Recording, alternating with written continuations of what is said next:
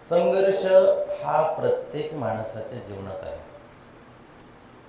तो असणार, तो असला पाहिजे. ज्या लोकांच्या जीवनात संघर्ष नाही त्यांचं कार्यही कधीच मोठं नाही. There average. In the beginning they were average, in the middle they are average, and when they die they are average. तुम्ही आत्ताच बीडचा उल्लेख केला. बीड हे दोन्ही ठिकाणी एक्स्ट्रीम आहे. एक्स्ट्रीम हा शब्द त्याला. बीड जेवढ्या ठिकाणी चांगलं काही करता येतं तिथेही ते चांगलंच काम आहे. नालायक बी तेवढंच. एक्स्ट्रीम आहे, मिडलमध्ये नाही. असो,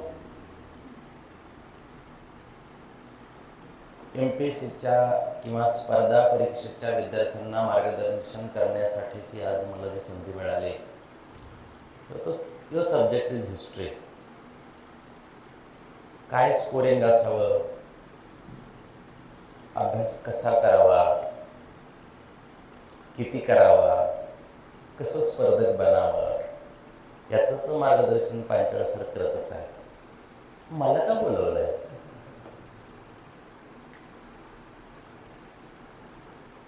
खरे काय उगाच सत्कार करायला बोलवलंय? मला का बोलवलंय? तर मला हे सांगायचं आहे,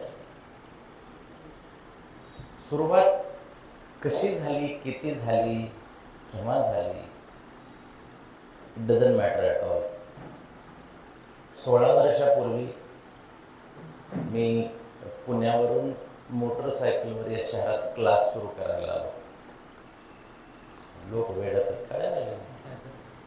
चांगली नोकरी सोडली आहे, क्लास सुरू करायचा तर इंग्लिशचा, स्पोकन इंग्लिशमध्ये काही पोटभर तयार आहे. आणि इव्हन बिलीव 4 पोरांवर क्लास सुरू केला होता 16 वर्षापूर्वीचा. विश्वास हा होता की मार्गदर्शन करणं हा नव्हता, माणसं घडवणं हा होता. समजून सांगणारे जगात कुणी पण आहेत, किती पण आहेत, समजून घेणारा कोणीच नाही. आणि जेव्हा आपल्याला समजून कुणीतरी घेतो ना त्याच्या समोर माणसं मन मोकळं करायला लागतात. अग्री? आणि याच धर्तीवर तुम्ही जो हा क्लास सुरू केला, तुमच्यात काहीतरी समाजाला देण्याची तीव्र इच्छा आहे, तुमचं नॉलेज आहे. कारण इतिहासासारखा किचकट विषय हा शिकवण्यावर अवलंबून असतो. कारण माणसाचं कसं आहे माहिती आहे का, जो विषय आवडत नाही त्याचं मास्तर पण आवडत नसतं. कारण इंग्रजीचंही तसंच होतं की जे विषय आवडत नाही त्याचे गुरुजी आवडत नव्हते. पण जर त्यातला एखादा माणूस तो विषय अगदी सोपा करून सांगायला लागला, समजून सांगायला लागला आणि मग त्यातून इंटरेस्ट वाढत जातो, हा टेक्निकल बाब झाली. ह्या टेक्निकल बाबीचा हा विषय झाला. BAच्या first year, second year, third इयरला माझा इतिहास हा विषय होता. मराठ्यांचा इतिहास, मोगलांचा इतिहास, चीनचा इतिहास, जगाचा इतिहास हा सगळा मी industrial revolution, French revolution, Russian revolution हे सगळं मी वाचलेलं आहे. त्यामुळे मला माहिती आहे की इट्स क्वाईट कॉम्प्लिकेटेड. बट 2 गोष्टी महत्त्वाच्या आहेत. एक, शिकणाऱ्याची तीव्र इच्छा. आता सरांनी सांगितलं बाबा परिस्थितीची काय पाहिजे, जाण पाहिजे. त्याच्या पुढे जाऊन मी एक वाक्य बोललं, परिस्थितीची जाण जवळजवळ सगळ्यांनाच आहे. संघर्ष हे ॲव्हरेज कुटुंबातली मुलंच करत असतात. परिस्थिती ज्यांची नाजूक आहे त्यांचा रिझल्ट चांगला आहे. जो एसीत अभ्यास करतो का त्याला झोप लवकर येते. कम्फर्टेबल लाईफमध्ये जी मुलं आहेत ते क्रांती नाही करू शकत. तसं परिस्थितीची जाण आपल्याकडे येणाऱ्या प्रत्येकामध्ये, which is called realization. You should have realization of your situation. पुढे जाऊन काय पाहिजे? मी काय म्हणालो की परिस्थितीची जाण ही सगळ्यांमध्ये घडते. काय त्या परिस्थितीवर मात करण्याची क्षमता आमच्यात निर्माण झाली पाहिजे. आणि जोपर्यंत परिस्थितीची त्या परिस्थितीवर मात करण्याची क्षमता आमच्यात निर्माण होत नाही ना, तोपर्यंत परिस्थिती आमच्या समोर नतमस्तक होत नाही. Realization is different part. आता जेव्हा आपण काही अभ्यास करायला सुरुवात करतो तेव्हा पहिलं महत्वाचं काम काय आहे? आपलं ध्येय, which is called goal in life. Admission करणारे खूप आहेत. या स्पर्धा परीक्षेच्या नावावर मेसवाल्यांचं, हॉस्टेलवाल्यांचं भलं करणारे खूप विद्यार्थी येतात. कुठे? नाश्त्यावाले खूप झाले. अभ्यास करणाऱ्याला नाही करत, दोघांना भूक लागते. त्यामुळे इट इज बाय डिफॉल्ट आहे. पण मग खरंच ध्येय आहे का? दोन गोष्टी मात्र. एक, आपलं ध्येय, शिकणाऱ्यांचं ध्येय, पुढे जाणाऱ्यांचं ध्येय एवढं क्रिस्टल क्लिअर असलं पाहिजे. What is crystal clear? Do you know? आपण गावाला जाताना, घरी निघताना, बॅग भरताना मला उतरायचे कुठं हे माहित असतंय. एवढं क्रिस्टल क्लिअर. शेवट माहित असतो, उतरायचं कुठं आहे. असं कधी होतं का? भरा बॅग, बघू कुठतरी मध्ये कुठं जायचंय, बघू जिकडे गाडी लागेल तिकडे. बरं बसले गाडीत. आता कंडक्टरला विचारायला सुरुवात केली आहे, बरं साहेब तुमचा खूप वर्षाचा अनुभव आहे या क्षेत्रात, आपल्याला काय वाटतंय की मी कुठं उतरलं पाहिजे?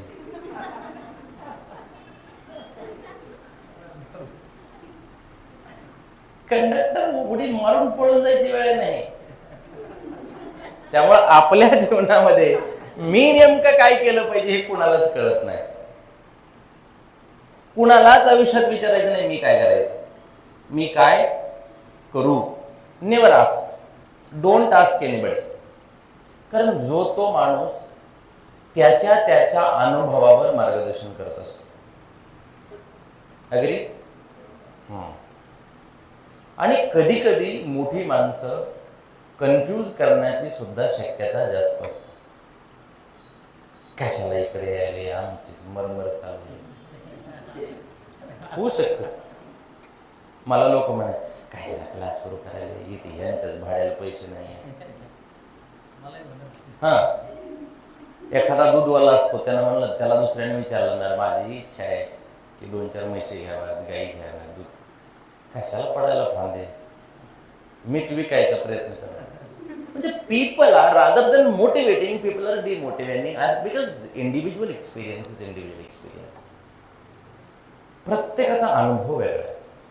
तुम्ही तुमच्या घरी येऊन आज या क्लासला, आजच्या दिवशी सकाळी इथपर्यंत येऊस तर प्रत्येकाचा अनुभव वेगळा येतात. तसा हा प्रवास पण प्रत्येकाचा युनिक आहे. तुम्हाला माहित पाहिजे मला काय करायचं. क्लास संपला, खाली उतरलं, इकडे कोणता एरिया आहे? पे कॉर्नर, बरोबर. इकडून येणाऱ्या प्रत्येक गाडीवाल्याला थांबवायचं असं रोडवर. येणाऱ्या आत्ताच करून बघा ना, आजच येणाऱ्या प्रत्येक थांबवायचं. ओ काका, काय मी कुठं जाऊ? ओ ताई थांबा ना, मी कुठे जाऊ? ओ ओ अंकल अंकल, ओ थांबा. ओ रिक्षावाले, काय मी कुठे जाऊ? संध्याकाळी 6 वाजले, 7 वाजले, दिवस गेला, एकही माणूस तुम्हाला तुम्ही कुठं जावं हे सांगणार नाही. एखादा बायको मर घरी जा तिकडे, कोणीही सांगणार नाही. काय मत आहे तुमचं? सांगेल का कोणी? पण तुम्ही येणाऱ्या प्रत्येक माणसाला विचारलं, बाबा हो थांबा ना, सिडको बस स्टँडला जायचे कसं जाऊ, रेल्वे स्टेशनला जायचे कसं जाऊ, बाबा पेट्रोल पंपाच्या ठिकाणी जायचे कसं जाऊ, क्रांती चौकात जायचे कसं जाऊ, प्रोझनला जायचं होतो, गरमी खूप व्हायला लागली, मराठवाड्यातलं थंड हवेचं ठिकाण आहे, शॉपिंग करू नाही ते नाही करू, सगळ्यात थंड हवेचं ठिकाण मराठवाड्यातलं प्रोझन. आणि मग मला सांगा, प्रत्येक माणूस सांगू शकेल की नाही? काय म्हण तुम्ही बोलायला लागा ना. आता काय, जर तुम्हाला माहित असेल तुम्हाला कुठं जायचंय, या जगातला प्रत्येक माणूस तुम्हाला कसं जायचंय हे मार्गदर्शन करू शकतो. एवढं सांग. तर first of all you should know where you have to exactly go. आता एक भाग झाला. Now you are quite clear about that. You know where to go. दुसरं, जेवढं आपलं जाणं फिक्स असतंय तेवढी जाण्याची यंत्रणा सुद्धा टाईट असली पाहिजे. म्हणजे योग्य वेळेला योग्य मार्गदर्शन मिळणं प्रचंड गरजेचं आहे. एमपीएससी साठी मी सुद्धा गेलो होतो पुण्याला.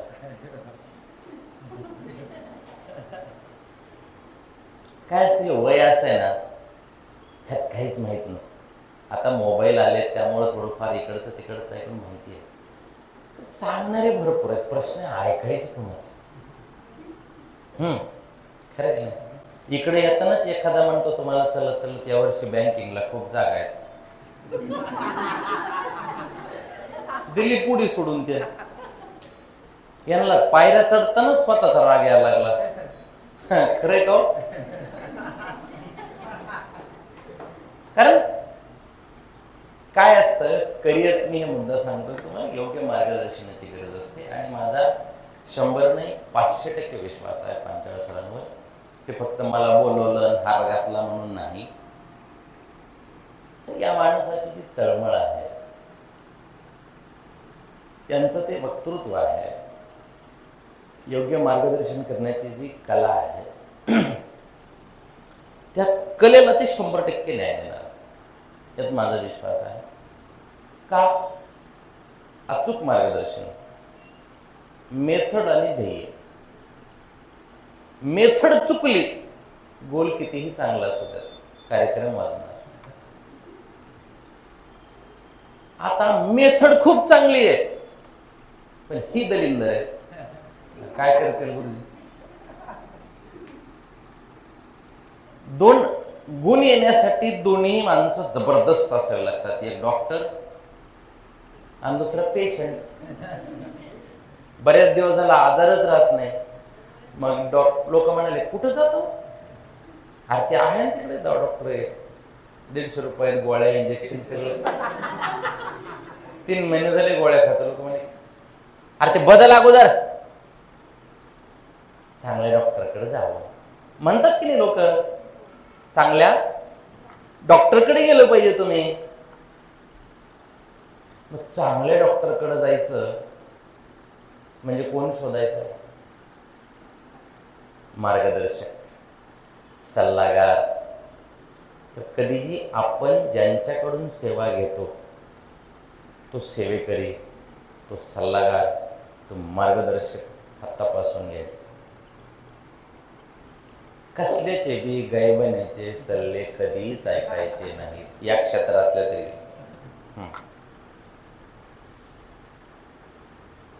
आता डॉक्टर चांगला आहे पण डॉक्टरने सांगितलेल्या सूचनांचं तंतोतंत पालन कोणी केलं पाहिजे? डॉक्टरने सांगितलं दही खाऊ नका, लस्सी प्यायला.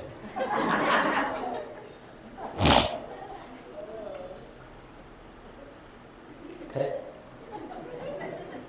तुम्ही म्हणले होते ना दही नका खाऊ, लस्सीचा विशेष काढणार. अरे बाबा आंबट नको म्हणलं होतं, आंबट असं आहे काय? तर हे दोघं जेव्हा असे जबरदस्त भिडलेले असतात तेव्हा त्या ठिकाणी 100% रिझल्ट असतो. लक्षात. आता मुद्दा कळाला एक, म्हणजे आता ध्येयही आहे तुमचं आणि तुम्हाला योग्य मार्गदर्शक आहेत. योग्य वेळेला योग्य मार्गदर्शन नाही मिळालं तर ते मार्गदर्शन योग्य असून सुद्धा काहीही उपयोग नाही. पेपर संपून गेला आणि पुन्हा कॉपी सापडली. आता कॉपी योग्य आहे का नाही? प्रश्न क्रमांक 4. कॉपी चुकीची होते का? पण पेपर सुटला ना, म्हणजे मार्गदर्शन योग्य पण वेळ नाही. या 2 गोष्टी मी या ठिकाणी नमूद केल्या. यू अंडरस्टूड दिस. याच्या पुढचा टप्पा असा आहे, मोटिवेट करणारी लोक जास्त आहेत का डिमोटिवेट? ध्येय कधीही समाजाचा अभ्यास केल्याशिवाय अचीव होत नाही. गाढव का पळालं यांच्या स्टोरीतलं, त्याला आग लागली होती बरोबर. आपण वाट बघायची का आग लागायची? आपण कशाला वाट बघायची ना? आपण कशाला वाट बघायची? या पृथ्वीवर प्रत्येक माणूस त्याला ठरवलेलं काहीही करू शकतो, ही त्याच्यामध्ये असलेली क्षमता आहे. काही आज मी स्वतः, मला कोणीही मार्गदर्शन, तुम्हाला फक्त माझी स्टोरी सांगतो 2 मिनिट. काय असतं, प्रत्येक माणसाला स्टोरी आहे, पण प्रत्येकाच्या स्टोरीला वेळ आलेली नाही. कोणाला स्टोरी नाही सांगा मला. Everybody has a story. मग ऐकावी कोणाची वाटते? सक्सेसफुल लोकांची. That's all. कुणाला स्टोरी नाही. Everybody has story. वेळ आल्याशिवाय स्टोरी ऐकण्याची मजा आहे. जर मी या समाजामध्ये काही करू शकतो तर या क्लासमधला आणि या शहरातला प्रत्येक विद्यार्थी काही पण करू शकतो. पहिलं काय बनायचं माहिती आहे का?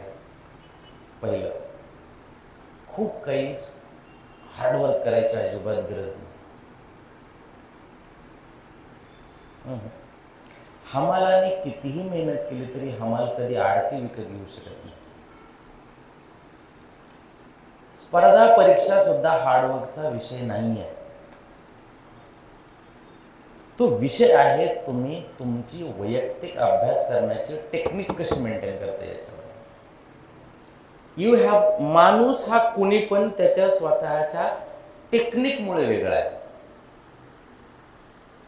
प्रत्येक कीर्तनकार हा तुकाराम महाराजांच्या किंवा साधू संतांच्या अभंगावरच कीर्तन करतोय, पण कीर्तनही त्याच्या वैयक्तिक शैलीमुळे गाजतात. एवढं तर माहिती आहे तुम्हाला. बॅट तेच, बॉल तोच, स्टेडियम तेच, तरी काही बोल्ड होतात आणि काहीचा फोड जातो. काय आहे? टेक्निक. मी हेच सांगण्यासाठी आलो तुम्हाला की टेक्निक आहे आणि आम्हाला त्या टेक्निकनं पुढे जायचं. जेव्हा आपण आपल्या जीवनात काही करतो, मी तुम्हाला सांगत होतो की डिमोटिवेट करणारी माणसं. When I decided to go to study or further study, तर लोक म्हणायचं तेवढंच राहिलं होतं,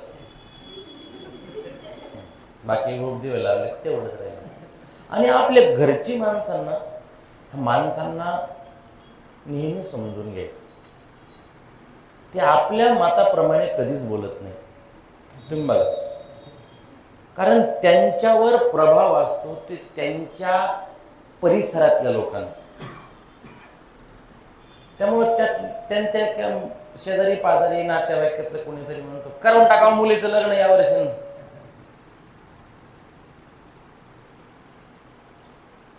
त्यांच्या डोक्यात तेच. ते कधीच म्हणणार नाही ते अभ्यास करते, ते केलं पाहिजे किंवा मला ते करू दे. हे असे सनकी असतात माणसं आणि त्यांना समाज मजबूर करतो असे निर्णय घेण्यास. काय करतो मुलगा तुमचा? कर्तव्य काहीतरी काय करते बरेच दिवस तिकडेच. त्यामुळं कुटुंबामध्ये आणि स्पर्धा परीक्षाच्या अभ्यास करणाऱ्या प्रत्येक विद्यार्थ्यांमध्ये वैचारिक विरोधाभास आहे. का? कारण झाडाला फळं आल्यानंतर कुणीही त्याचं श्रेय घेत असत आणि फळं नाही आल्यावर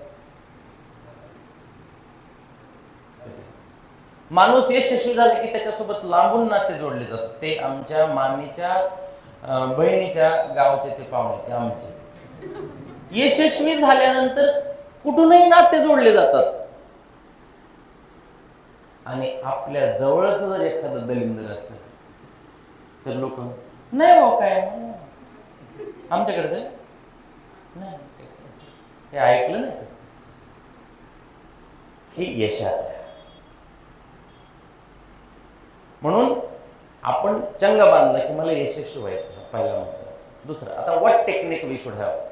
प्रत्येक माणूस आपापल्या टेक्निकने पुढे जातोय. जेवण्याची, चालण्याची, बोलण्याची, अभ्यास करण्याची, समजून घेण्याची. दिवसभर अभ्यास केल्यानंतर शेवटी संध्याकाळी असं एक पेज हातात घ्यायचं, कोर कोर आणि पेन हातात घ्यायचं आणि स्वतःला प्रश्न विचारायचा, लिह काय वाचलंय असतं. कारण वाचणं खूप असतंय, कन्क्लुजन फार कमी, लक्षात फार कमी राहत. रिझल्ट वाचण्यावर अवलंबून असतो का लक्षात राहण्यावर? खरं 100 किलो साखर पडण्यासाठी 1000 किलो ऊस गाळावा लागतो. गव्हाचं भुसकट जास्त आहे का धान्य जास्त? भुसकट जास्त. एवढ्या मोठ्या टरबुजाचं उगं 2-3 ग्लास ज्यूस होते. म्हणजे लक्षात राहण्याचं जे मोजमाप आहे ना हे फार कमी, हे लक्षात घेतो. मग आपण फोकस करायचा की मी काय वाचतोय यापेक्षा माझ्या लक्षात किती राहत आहे. 10 मिनिटं भाषण करण्यासाठी 10 तास वाचावं लागतं. खाऊगीत आलं की लगेच दाबलं बटन की सुटली असं नाही. म्हणजे आता याचं नाव काय? निखिल. दचकला होता बोलताना, पण मस्त बोलला तो, हरकत नाही, त्याला प्रयत्न केला. आणि तुम्ही हा जो प्लॅटफॉर्म करून देताय ना तयार, याच्यामुळेच तुम्ही मोठे होणार. याच्यामुळेच, फक्त प्लॅटफॉर्मवर. कारण माईकवर बोलणं याला काय लागतं? प्रत्येक गोष्टीची सवय. त्यामुळे सरांनी बोलले की येत जा, बोलत जा, आपली टेक्निक डेव्हलप होत जाईल. काय सांगत होतो मी तुम्हाला? किती लक्षात राहत आहे, कितीही तास अभ्यास करा, शेवटी तुम्ही करून बघा. हा पहिला मुद्दा. Just keep on doing. टाकाऊ जास्त आहे, टिकाऊ कमी आहे. 1 किलो मेथीची भाजी आणल्यानंतर त्यात 1.5 किलो कमीत कमी त्या काड्या निघतात. तुमच्याकडं अख्खी गडी टाकतात का कडे? काय करतात? आपलीच भाषा समजून सांगायला लागलो ना मी, बस एवढंच मला सांगायचं.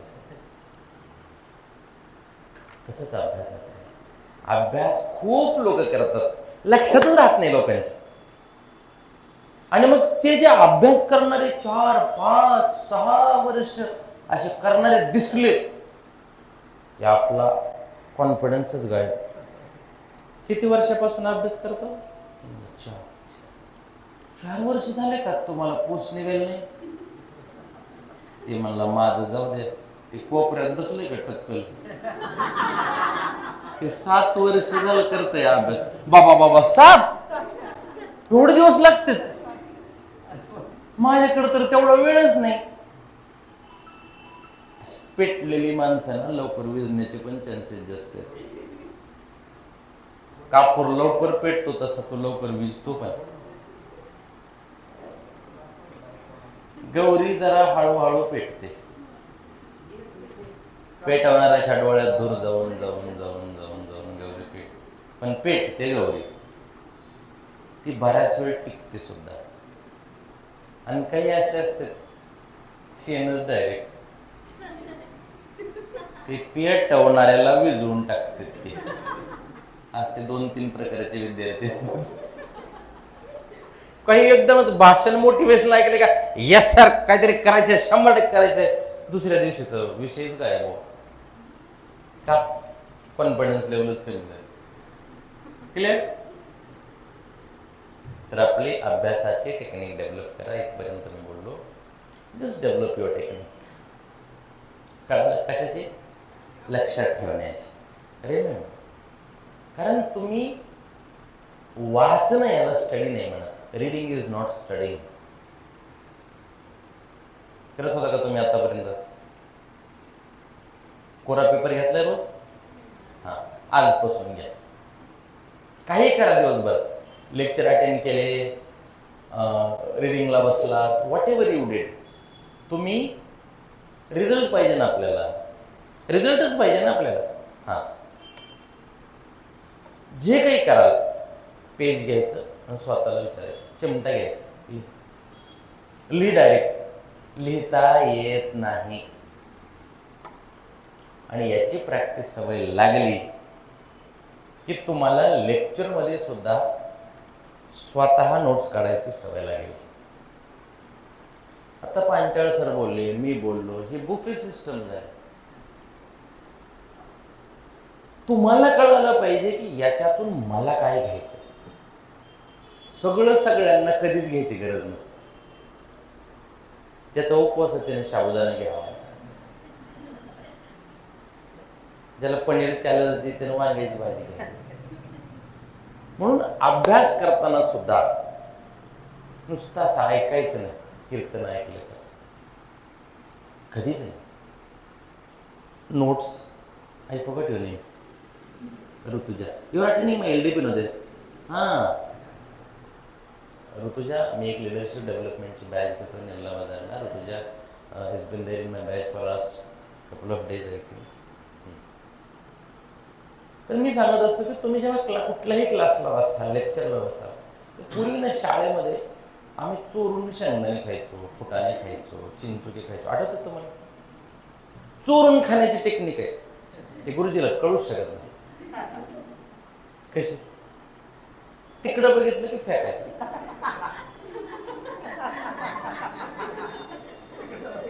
फेकायचं डायरेक्ट. बरं, फेकायचा, पुन्हा त्याने आपल्याकडे बघितलं की तसंच दाबून ठेवायचं.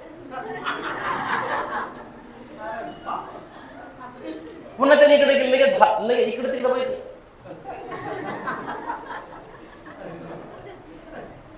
तशीच अभ्यासाची पण टेक्निक करायची. आम्हाला काय सवय लावली शिक्षण या पद्धतीने, या शिक्षण पद्धतीनं, की जोपर्यंत कोणी लिहून घ्या म्हणत नाही तोपर्यंत आम्ही लिहून पण घेत नाही. असं नाही. चोरून शेंगदाण्यासारखं ते आपलं पेन पेपर, मला यातलं काय महत्वाचं आहे हे स्वतः लिहिता आलं पाहिजे. आणि ते शेजाऱ्यांना पण कळलं नाही पाहिजे काय लिहितंय ते. तुम्हाला माहिती आहे, योगायोगानं आपण सोबत आलो, ऍडमिशनला एकटे आलो होतो आपण रिझल्ट पण एकटेच घेऊन जाणार. इथं आले दिल दोस्तीन दुनियादारी, खलास झाले काही मध्येच रस्त्याने. ध्येय ओके, ही अभ्यासाची टेक्निक फॉलो करायची. आणि तिसरा महत्वाचा मुद्दा, मोठं बनायचं. स्वप्न मोठे आहेत म्हणजे काय करायचं? पद, प्रतिष्ठा आणि पैसा, या तिन्हीच गोष्टीला माणसं मोठं म्हणते. अजून फक्त नुसता जाड झाला त्याला मोठं म्हणते. हां, पद, प्रतिष्ठा, पैसा, या तिन्ही शब्दांविषयी अख्खं जग पागल झालं. जे लोक सत्तेत आहेत त्यांना पैसे पाहिजे, आणि ज्यांच्याकडे पैसे आहेत त्यांना सत्ता पाहिजे. कारण का? ह्या दोन्हीमुळं प्रतिष्ठा मिळते. हे जर पाहिजे असेल तर पहिलं काम आम्हाला करायचं आहे, आमचं भाषेवर प्रचंड प्रभुत्व असणं गरजेचं आहे. Again I am coming to the main point. You should have an excellent command of languages. भाषा इम्प्रूव्ह करायची आहे. कोणती कोणती सांगा सांगा, तुम्ही सांगा. तुमचा सत्कार केलं तुम्ही सांगा, ते आम्ही सांगायचं.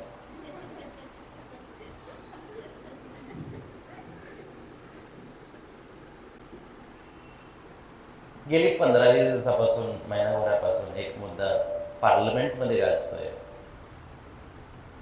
Language formula. है ना, लँग्वेज फॉर्म्युला काय? TLF, थ्री लँग्वेज फॉर्म्युला, की प्रत्येकाला 3 भाषा आल्या पाहिजेत असं त्यांचं म्हणणं आहे. As far as NEP education system is concern, it's different issue, but at least we should know 3 languages. चांगले आहे. महाराष्ट्राची रिजनल भाषा आहे मराठी. म्हणजे काय? मराठीत भांडणं मराठी, सण मराठी, कोणी मेलं तर ओरडून रडायचं मराठी. इंग्रजीत रडतात तुमच्याकडे नाही ना. म्हणजे ही भाषा जी आहे ही आपल्या व्यवहाराची भाषा आहे, कामाची भाषा आहे, भावनेची भाषा आहे, समाजाला जोडण्याची भाषा आहे. आता काही लोकांची मराठी मदर टंग असेल किंवा मराठी सोडून मदर टंग असेल, पण त्याला मराठी आली पाहिजे. नंबर 1. आता तुम्ही म्हणणार मग आम्हाला मराठी येत नाही का? मराठी येत नाही का हे चेक कसं करायचं माहिती आहे? शेजारच्याला सांगायचं एक पेपर मधलं पॅरेग्राफ घे पॅरेग्राफ आहे, आजच करून बघा ना. पॅरेग्राफ घे, तू सांगायचं मी लिहितो. You just start dictating. त्याला म्हणायचं जा आता ते पेपर दे माझ्याकडे, आणि तो पेपर समोर ठेवायचा आणि तपासायचं माझे किती चुका झाल्या.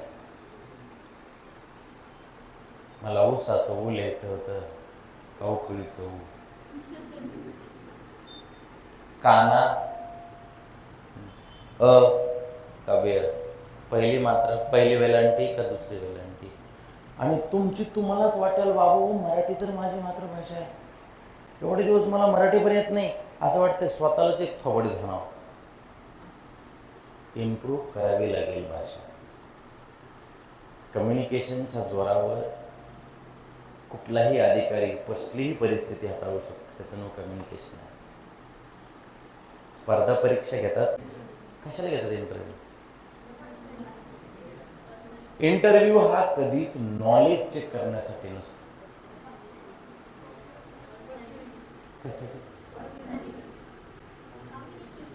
तुम्ही ज्या पदावर बसणार आहेत ते पद तुम्ही हाताळू शकता, ते पद हाताळण्याचं कौशल्य तुमच्यामध्ये आहे का हे तपासायची टेक्निक आहे ती. काय वाटतं तुम्हाला फक्त ज्ञानी माणसांना तपासता येतं? नाही.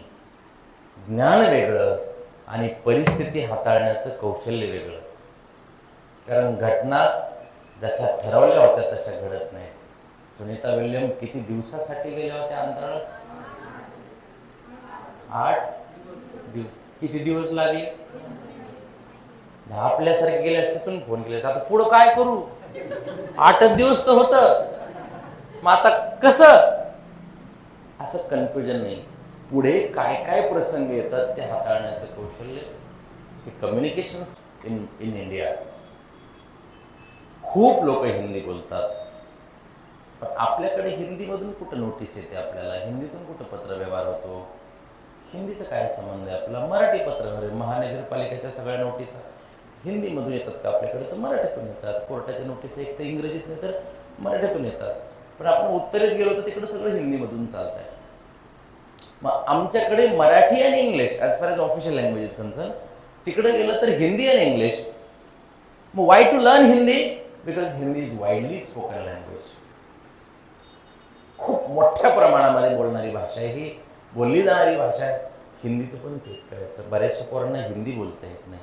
मला आमच्या होत्या तिकडे एके दिवशी गेलो कार्यक्रमाला, ते मॅडम मला म्हणले सर आप उभे क्यों हो?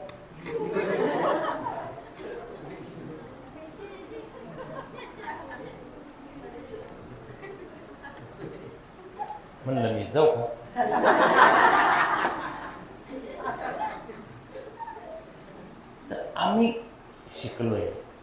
ग्रॅज्युएट झालो, आम्हाला धड हिंदी बोलता येत नाही. आणि कोणी सांगत नसते, ज्याचा त्याचा तो इम्प्रूव्हमेंटचा विषय आहे. हिंदी आम्हाला बोलता आली पाहिजे चांगल्या प्रकारे. आणि तिसरं,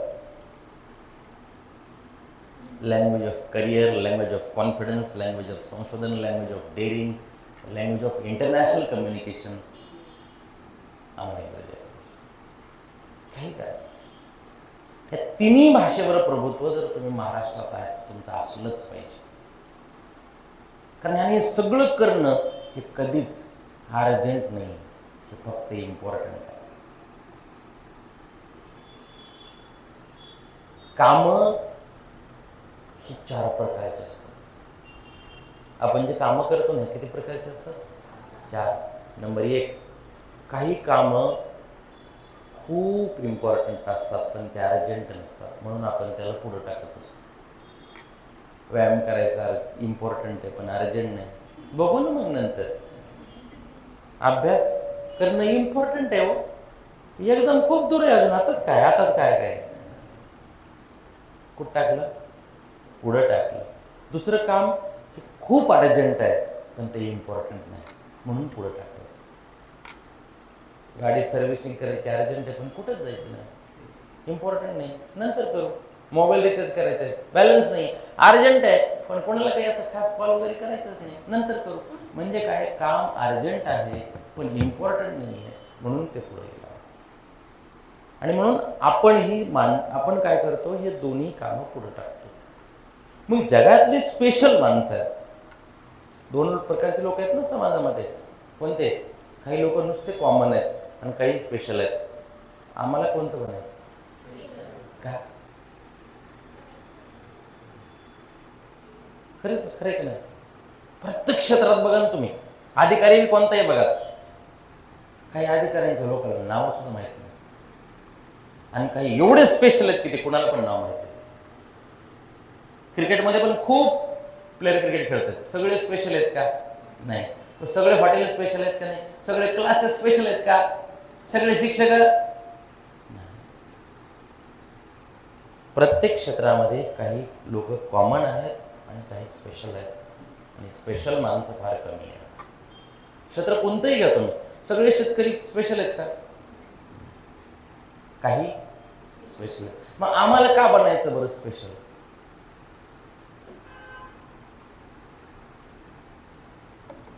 खरं आहे की नाही? बनलं पाहिजे. का बनायचं? कारण स्पेशल बनल्याशिवाय आम्हाला रिस्पेक्ट नाही. खरे काय नाही? कॉमनला कोण खातं? कुठं बी आले, कुठं झोपले, कुठं पिशव्या टेकल्या, कोण विचारतात काय तर म्हणतात. आणि स्पेशल, अहो ते स्पेशल पाहुणा लग्नात आला ना, त्याच्या आजूबाजूला साहेब या बस, थोडं गुलाबजामुन, अर्धी पुरी, चिवडा, जेव्हा एक जीव घालायला 5 आहेत, आणि कॉमनला तिसऱ्या पंक्तीला नंबरला, तोपर्यंत वांग्याची भाजी संपली.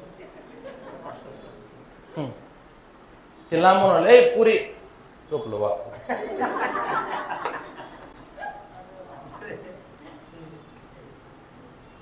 खरं पहिलं काय म्हणलं होतं मी?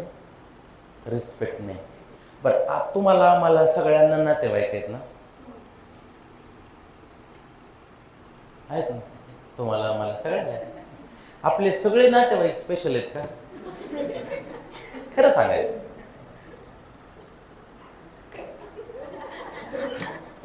काही नातेवाईक आमचे एवढे स्पेशल आहेत ना, ते आमच्या घरी आले ना आमचा पण स्वाभिमान वाढतो, आणि आम्ही आवर्जून सांगतो ते येणार आहेत, ते आले होते, ते येणार आहेत.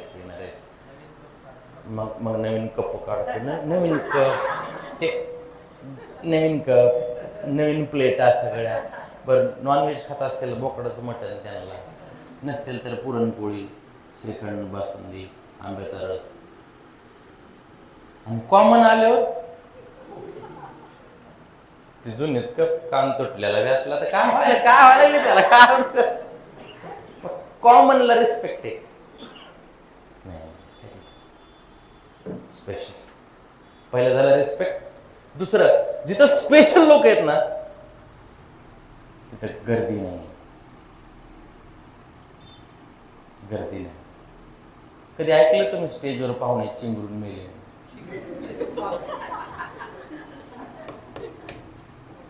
आणि खाली इथं चप्पल सोडलं होतं तिथपर्यंत नेलं लोकांनी. ते लेकरू आणलं होतं हाताला धरून, ते निष्ठलं ते इकडून ते. एवढे कॉमनचे हाल आहेत, शपथ सांगाल तुम्हाला, एवढे कॉमनचे हाल आहेत. नुसती गर्दी, श्वास घेताय. स्पेशल मंदिरात बिल स्पेशल लोक असले की थांबा, मेन बारी दर्शनास थांबवा, येऊ द्या. ह्यांच्या उभा राहून पायाला गोळ्या आले, धक्के खात खात. पण मंदिराजवळ दर्शनाच्या ठिकाणी गेलं, पोलिसांनी 2-3 गचांड्या दिल्या. ते 7 तास बारीला उभा राहून देव कमी दिसला आणि पोलीसच जास्त दिसले. अरे एवढे झाले.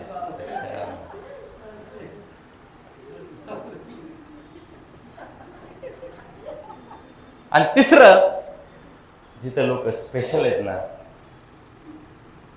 धोका नाही. पहिलं काय? रिस्पेक्ट. दुसरं गर्दी. तिसरं धोका. धोका म्हणजे काय?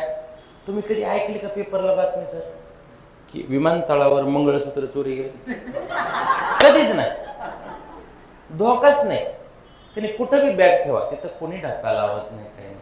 रेल्वे स्टेशनला गेलं, संडासमध्ये बॅग घेऊन जावं लागतं. यातलं खोटं काय सांगतो मी, मला सांगा.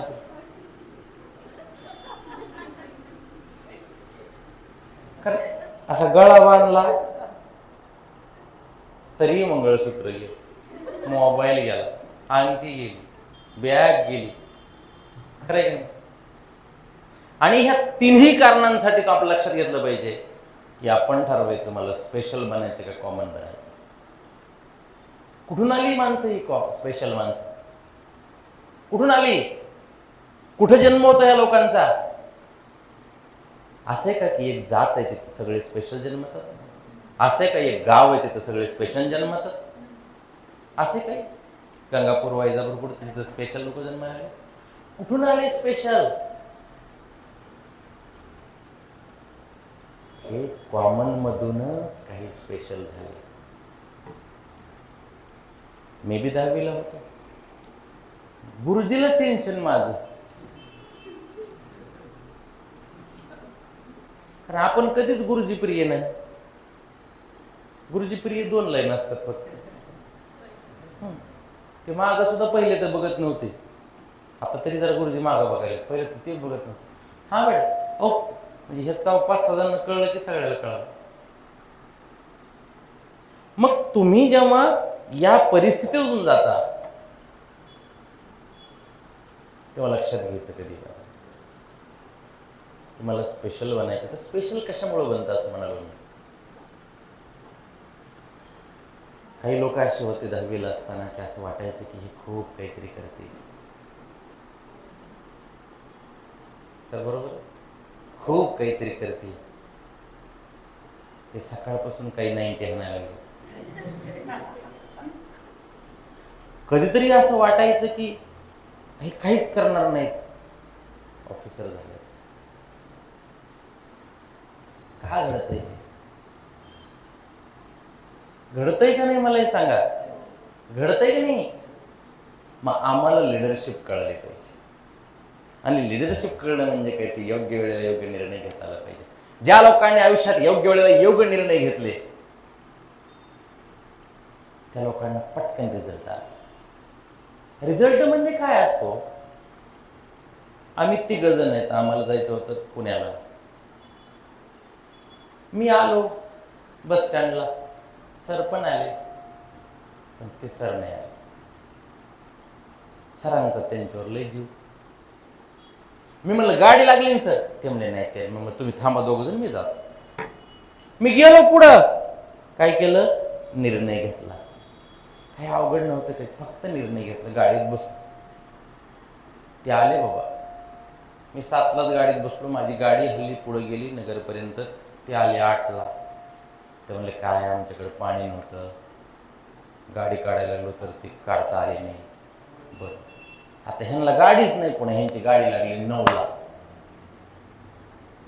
तोपर्यंत 9ला गाडी लागली, वाळू जवळ गेलं, तिथं दिंडी आडी व्हायला, मोर्चा आडवा आला, ऊसाचा ट्रक पलटी झाला. गेले 2 तास, तोपर्यंत मी पुण्यात पोहोचलो.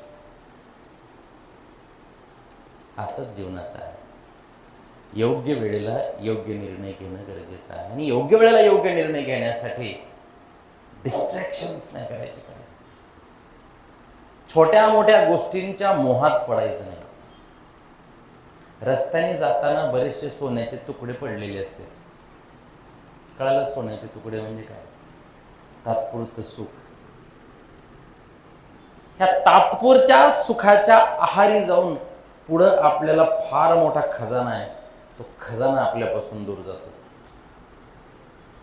मग ही स्पेशल माणसं कशी बनले एवढं सांगतो आणि थांबतो. कसे बनले? 2-4 पोरं गावाकडून आले, एकाच गावातले, ठरवलं स्पर्धा परीक्षेचा अभ्यास करायचा आहे आणि आले. मग इथं अभ्यास करण्यासाठी आल्यानंतर हॉस्टेलला ॲडमिशन घेतलं, मेस लावली, नवीन बकेट घेतली, आंघोळीला घ्यावं लागते ना बकेट, मग घेतलं, पाणी प्यायला पाण्याची बॉटल घेतली. ध्येय फिक्स आहे. आल्यानंतर इथं आता इथं हौशे गौशे 900 छत्रपती संभाजीनगर आहे. हा, इथं काही पण आहे ना. शहरात ज्याला जे शोधायचं ते. गुलाबजामुन बी सापडते, चांगले बी सापडते, नालायक बी सापडते. आपल्यावर एक इथं शहरात काही पण उपलब्ध आहे, काही पण आहे sir. It depends upon what you exactly look for. तुम्ही काय शोधताय याच्यावर तुम्हाला सापडणार आहे. मग ते आले ना सर 2-4 जण. मग त्यातले 2-3 जण लागले अभ्यास करायला. त्यातले एक जरा लवकर उठायला लागला. त्यातले 2 जरा ॲक्टिव्ह होते, रोडला फिरायला लागले. हॉस्टेलला गेल्यानंतर जरा मैत्री वाढली, मेसला बी ग्रुप झाला. त्यातलं एक जण तर प्रेमातच पडलं. महान कार्य केलं. एक मेसेज आला आणि एक खुश झाला. होत असते काय त्याला. रस्त्याने छोटे छोटे सोन्याचे तुकडे सांगायला मी, आणि प्रचंड भारी वाटायला लागले की मग काय ते पडले प्रेमात. ते दुसरं जिथं ते तर पुढारी झालं. लोकल पुढे ह्याच्या त्याच्या बगलाला उभं राहायचं, फोटो काढायचं आणि स्टेटस ठेवायचं. दुसऱ्यासोबत स्टेटस ठेवून कुठं स्टेटस वाढतंय का माणसांचं? ह्याची माझी ओळख आहे, ते तुझी पण त्याची आहे का? तुझी त्याच्या ओळख ठीक आहे ना. तो तर त्याला तर कोणी पण ओळखते, पण ते ओळखते तुला नाही ना. मग ते लागलं असं लोकल पुढारपण करायला. हाय हॅलो थँक्यू, ह्याची ओळख त्याची ओळख त्याची ओळख. मग तर काय वाढदिवस वगैरे रोडवरच सेलिब्रेट व्हायला लागले. रात्री 12ला केक वगैरे, पार्टी बिर्टी. त्यातलं एक होतं, ह्या दोघांचा नाद सोडून दिला. ते म्हणलं मला हे जमत नाही, मला अभ्यास करायचा ना. मेस बी बदलली, रूम पण बदलली. तिकडे जाऊन दुसरीकडे रूम केली, लागला अभ्यास करायला. हे म्हणाले आता हे 3 जण होते, त्यातलं एक ॲव्हरेजच राहिलं. ते कधी गावाकडे जायचं, महिना वापस यायचं नाही, त्याला करमतच नव्हतं. अशा व्हरायटीज असतात लोकांच्या, सांगायला मी तुम्हाला. मग हे 2 जण त्याला म्हणायचे चल ना पार्टी. अरे तुला माणूस की नाही का? तुला काही मैत्रीची काही किंमत आहे? आणि त्याला टाळायला. याने त्याने जीवनामध्ये आपल्या समोर येणाऱ्या छोट्या छोट्या सोन्याच्या तुकड्याला नाही म्हणायला लागला. मग काय बरेच दिवस असाच प्रोग्राम चालू झाला. एके दिवशी आला रिझल्ट याचा. सिरियस होऊन अभ्यास करत होता रीडिंग मध्ये. ह्यानं मित्र नाही, मैत्रीण नाही, प्रेमात नाही, दुसऱ्याचा वाढदिवस नाही, काहीच नाही. आला रिझल्ट. ह्यानं तर संध्याकाळी मालच मारला. भावा अभिनंदन, मला गर्व आहे, आपण सोबत आलो होतो.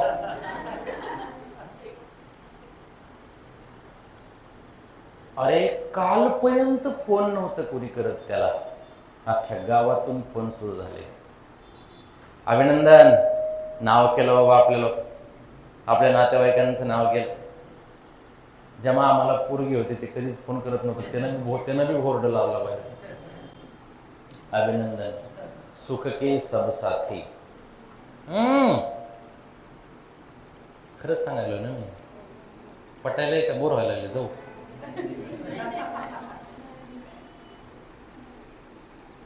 मी बोलताना प्रत्येकाला असं वाटतं हे माझ्यासोबत घडते, आमचं कसं काय माहिती ह्यांना. तासन तास ट्रेनिंग देताना लोक पापणे बी टाकत नाही. झालं ना स्पेशल. मग स्पेशल काय, त्या परिसरात त्याला फोन ना बाकीच्या लोकांना, तेवढं बघा त्यांना मुलगी जमते का. अधिकारी झाला, मोठे मोठे लोक संपर्कात यायला लागले, फोन करायला लागले, त्याला मुलगी जमवली. ती पोरगी एज्युकेटेड होती, ती ऑफिसर होती, दोघं ऑफिसर. डायरेक्ट अपलिफ्टिंग झालं ना, ग्राउंडहून डायरेक्ट 5व्या मजल्यावर गेले ना ते. मग त्यांचे मित्र तसेच, नातेवाईक तसेच, त्याचे साडू तसेच. बनले का नाही स्पेशल, आता ही याला म्हणायचं स्पेशल. आणि मग हे खालचे राहिलेले दोन, एक तर गावाकडेच गेलं, मळणी यंत्र घेतलं त्याने, आणि एक छोटा हत्ती घेत असते, छोटा हत्ती. हे दोघं होते का जे प्रेमात पडलं होतं, ती पोरगी सोडून गेली का तिच्या लक्षात आलं की हे बावळट आहे. हा, लय परीक्षा घेते लोक, तुम्हाला माहित नाही. ते लक्षात आलं हे बावळट आहे, हेच काय खरं नाही, हे नुसत्या बाता आणताय, रुपया खिशात नाही, उसने आणताय इकडून तिकडून, असं आहे. त्यांच्याच वर्गात त्या दुसऱ्या मोठ्या पोरासोबत तिने लग्न केलं. हे पत्रिका वाटाय आणि पुन्हा म्हणणार टूटा टूटा एक परिंदा ऐसे टूटा. कशाचा परिंदा, काय जिंदगीला.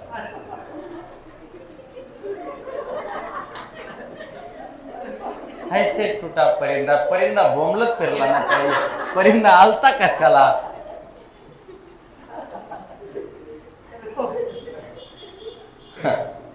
आणि दुसरे जे ते जे सोपाळ पुढारी झालते ते काहीच नाही. पुन्हा घरचे फोन करायला यायला लागते, यांना पोरगी द्याय ना कोणी, लग्न नाही, हे मध्येच इधर ना उधर. अशी परिस्थिती या शहरामध्ये, कोणत्याही शहरामध्ये जेव्हा लोक येतात.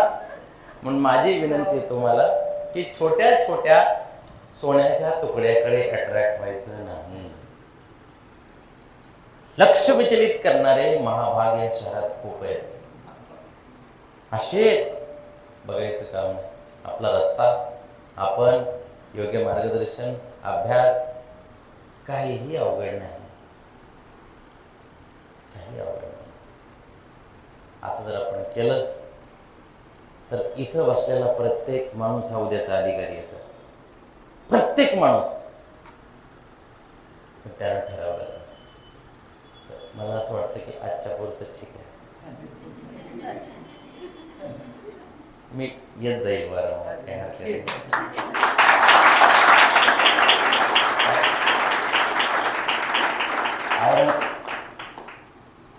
Nilima your name is? अच्छा, ऋतुजा. हा, सॉरी. ऋतुजाला माहिती औरंगपुरे शाखेवर येतं ना माझं लेक्चर आहे, सकाळी 10ला ठेवलं. त्यांना म्हणालो पांचाळ सरांना मी हो म्हणालो, मग टाळता येत नाही. तुम्ही बोलवलं, मनमोकळेपणानं संवाद साधता आला तुमच्यासोबत. तासभर तुम्ही मला सहन केलं, त्याबद्दल मनापासून अभिनंदन तुमचं, धन्यवाद.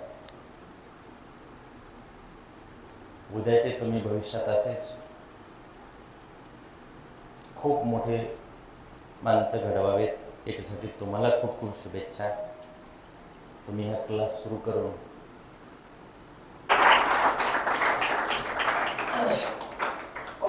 धन्यवाद. कसं वाटलं रे? सगळ्यात छान. मी म्हटलं ना तिसरा कार्यक्रम याच्यानंतर एवढा आनंदही होऊ नये. तर खूप खूप धन्यवाद. आणि शेवटची एक गोष्ट बोलतो सर, आजपासून माझ्याकडे लक्ष्मण कदम स्कॉलरशिप अशी कन्सेप्ट मी राबवतो. जो कुणी माझा विद्यार्थी इथून पुढच्या 5 आठवडी पेपर मध्ये पहिल्या 3 मध्ये येईल त्याची युवान वर्टेक्सची पूर्ण फीस मी स्वतःच्या खिशातून भरेन. लक्ष्मण कदम स्कॉलरशिप, त्याने फक्त वर्टेक्सला जायचं, त्याचे पूर्ण पैसे मी भरत सरांच्या प्रेमापोटी हा शब्द देतो. पण इथून पुढे 5 पेपर मध्ये पहिल्या 3 मध्ये आले पाहिजे. त्याला पूर्ण इंग्लिश शिकवण्याची फीसची जबाबदारी माझी. थँक्यू सो मच सर, तुम्ही आलात. खूप खूप छान वाटलं. माझ्या आयुष्याला डबल म्हणजे सर 20 दिवस झाले होते कधी झोपतो मी, पण आम्ही झाडू करायला, आम्ही सगळं करायला, आम्हीच पत्रिका वाटायला, आम्हीच आम्हीच पाण्याचे जार उचलून आणायला. नेमकं मालक एका सेवक याची डेफिनेशनच कळत नव्हती. पण आज तुमच्या बोलण्याने मोबाईल मध्ये संपत आलेली चार्जिंग डबल लागायला सुरुवात झाली. आणि खरंच सर, ज्या दिवशी पहिल्या दिवशी अकॅडमी टाकली कोणाचाच मेसेज नाही. सगळ्याला वाटलं गेलंय, काय करतं काय माहित. आज 20 दिवस झाले सर, 2च अधिकारी कट्टा झाले. जेव्हा बघतात ना लोक की याच्याकडे पोरं येईले, क्लास सुरू करून 21 दिवस आज झाले ना, आज शुभेच्छाचा फोन यायला. आणि हे नक्कीच तुमच्या शब्दामुळे माझं आयुष्य इथपर्यंत आलं. इथून पुढेही घडेल. माझ्या माझ्यावर आशीर्वाद कमी केलं चालेल सर, पण या लेकरांवर तुमचा आशीर्वाद ठेवा.